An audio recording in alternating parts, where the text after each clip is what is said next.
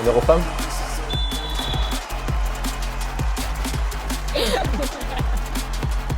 On regarde.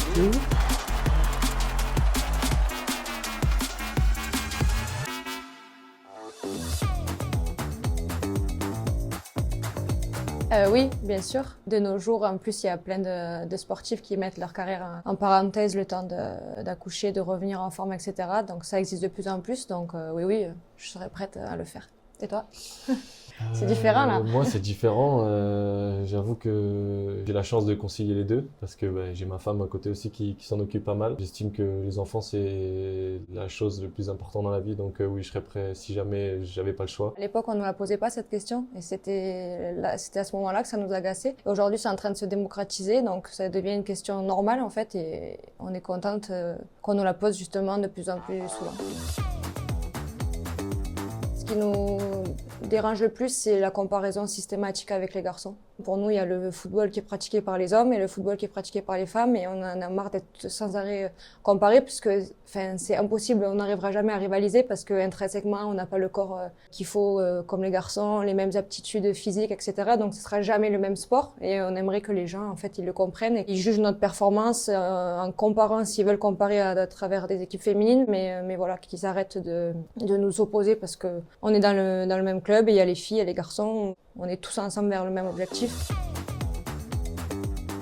Moi, j'ai la chance, c'est que j'ai les cheveux longs, j'ai des cheveux, donc on va dire que je mets un peu de gel et j'attache mes cheveux. Et après, toujours un petit peu de parfum, mais c'est tout, pas plus.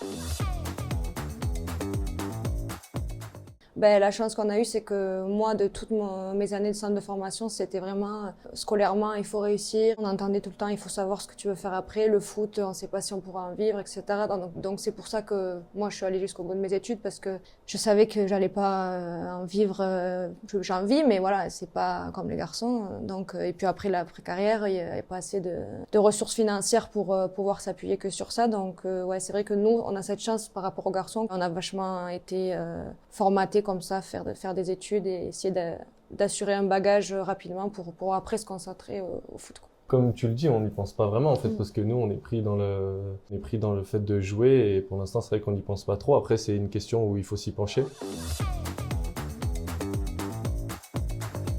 Et déjà, comme tu l'as dit, je pense qu'il faut arrêter de se comparer. On a les femmes d'un côté, les hommes de l'autre. On tire tous dans le même sens, on porte tous le même écusson. Et on a tous une envie, c'est que peu importe qui porte le maillot, que ce soit les jeunes, les filles ou nous, on a envie que Saint-Etienne gagne. Donc ça, c'est le plus important. Je pense que le côté médiatique, ça a un peu changé, ça s'est développé. Peut-être que certaines petites filles peuvent maintenant s'identifier à des joueuses professionnelles et avoir le même rêve, quoi. Ouais, moi, c'était pas le cas justement à mon époque quand j'ai commencé le foot, puisque je m'identifiais qu'à des joueurs, puisque c'était tellement peu médiatisé que j'avais pas d'exemple.